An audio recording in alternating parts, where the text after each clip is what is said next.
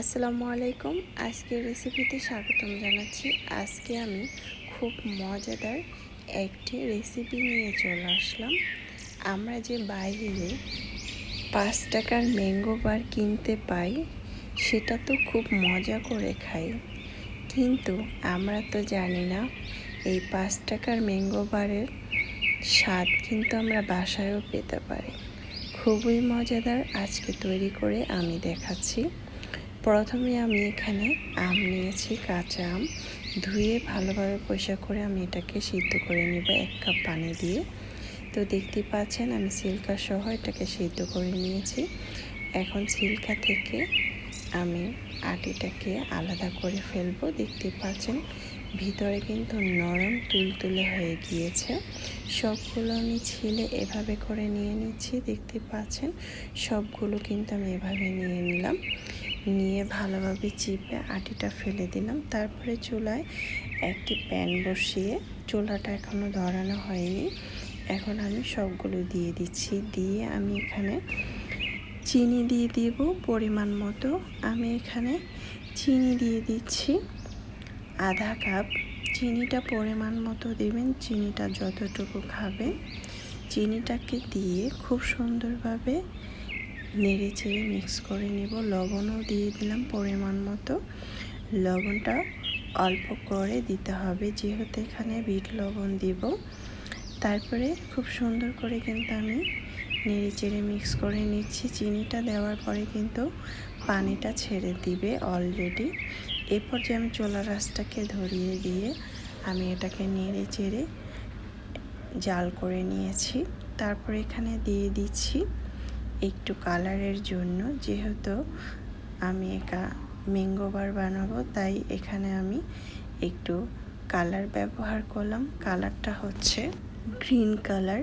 এটা 1 ফোঁটা দিলেই হবে, বেশি দেওয়ার প্রয়োজন নেই। তারপর আমি এখানে দিয়ে দিচ্ছি চিলি ফিশ। চিলি ফিশটা আমি এখানে 1/2 টেবিল চামচ দিয়েছি। তারপরে এখানে বিট লবণ দিয়ে দিলাম 1/2 টেবিল চামচ। দিয়ে সুন্দর করে অনবরত নেড়ে চেড়ে এটাকে আমি বানিয়ে নিব। এখানে কোনো তেল দিতে হবে না, তেল ছাড়া এটা খুব সুন্দরভাবে কিন্তু হয়ে যাবে। খুবই অসাধারণ একটি রেসিপি, চাইলে কিন্তু এটা ট্রাই করতে পারেন। তা আমার এটা কিন্তু খুব সুন্দরভাবে অনবরত নেড়ে চেড়ে এটা হয়ে গিয়েছে। এটা দেখতেই পাচ্ছেন, এটা কিন্তু খুব সুন্দরভাবে হয়ে গিয়েছে পোড়া পোড়া করে। এই পর্যায়ে আমি এখানে একটি স্টিলের প্লেট নিয়েছি, দেখতেই পাচ্ছেন। এখন আমি এখানে সরিষার তেল দিয়ে দিলাম 1 টেবিল চামচ। দিয়ে সুন্দর করে সরিষার তেলটা পুরোটা স্টিলের প্লেটটাকে আমি ব্রাশ করে নিব খুব সুন্দর করে চারপাশ থেকে। খুব সুন্দর করে কিন্তু আমার এটা ব্রাশ করা হয়ে গিয়েছে, দেখতেই পাচ্ছেন। সরিষার তেলটা দেওয়ার পর তারপরে আমি যে আমটা বানিয়ে নিয়েছি, এখন আমি এটা গরম গরম এখানে দিয়ে দিব, কারণ এটা গরম দিতে হবে, না হলে কিন্তু ঠান্ডা হয়ে গেলে চাকা চাকা হয়ে যাবে। তারপরে আমি খুব সুন্দরভাবে এটাকে এরকম একটি চামচ নিয়ে এভাবে করে সেট করে নিব। আমি কি করে নিচ্ছি সেটা আপনারা নিশ্চয়ই দেখতে পাচ্ছেন। আমার মতো এভাবে করে সাইড থেকে এভাবে গোল একটি শেপ বানিয়ে নেব। চাইলে কিন্তু এটা আমরা বাসায় ঝটপট তৈরি করে আমরা কিন্তু এটা রেখে দিতে পারি। এটা খুবই মজাদার হয়েছিল। আশা করছি রেসিপিটি ভালো লেগেছে। ভালো লাগলে অবশ্যই চ্যানেলটা সাবস্ক্রাইব করে লাইক দিয়ে পাশে থাকবেন। দর্শক বেশি বেশি ভালো থাকবেন, খাবার কখনো অপচয় করবেন না। এখন আমার কিন্তু খুব সুন্দরভাবে চারপাশ থেকে এটা ঘোরানো হয়ে গিয়েছে, দেখতেই পাচ্ছেন। এটা কিন্তু রোদে না শুকালেও হবে, এটা চাইলে আপনারা বাসায় ফ্যানের বাতাসেও রেখে দিতে পারেন, অথবা চুলার নিচে যে গ্যাসের চুলা সেই নিচেও কিন্তু এটা রেখে দিতে পারেন।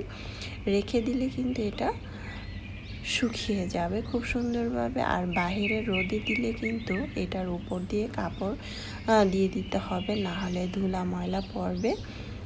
এখন আমি খুব সুন্দর করে উপর থেকে ব্রাশ দিয়ে মেখে এভাবে চারপাশ থেকে উপর থেকে দিয়ে দিচ্ছি, যাতে কোনো চাকা চাকা না থাকে। উপর থেকে চারপাশ থেকে যাতে একই শেপ আসে, তো আমার কিন্তু এটা খুব সুন্দরভাবে হয়ে গিয়েছে। এখন আমি এটা ফ্যানের বাতাসে রেখে দিব, প্রায় 2 থেকে 3 ঘন্টার মতো রেখে দিলে হয়ে যাবে, বা অথবা চুলার নিচে দিতে পারেন, দিলে একদম কিন্তু এটা হয়ে যাবে। দেখতে পাচ্ছেন খুব সুন্দরভাবে কিন্তু এটা হয়ে গিয়েছে।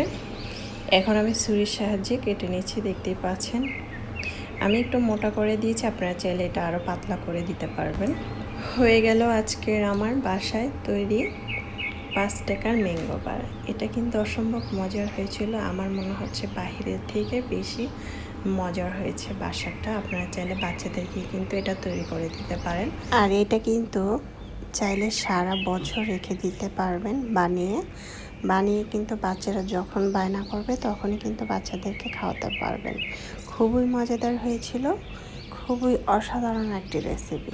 ছুরি দিয়ে কেটে পরিবেশন করে নিচ্ছি, দেখতেই পাচ্ছেন আমার কিন্তু খুব সুন্দরভাবে কাটা হয়ে গিয়েছে। দেখুন খুবই মজাদার হয়েছিল। আমি যখন বানিয়েছি এটা তখনই শেষ, ঝটপট এটা সবাই খেয়ে ফেলছে, এতটাই মজাদার হয়েছিল।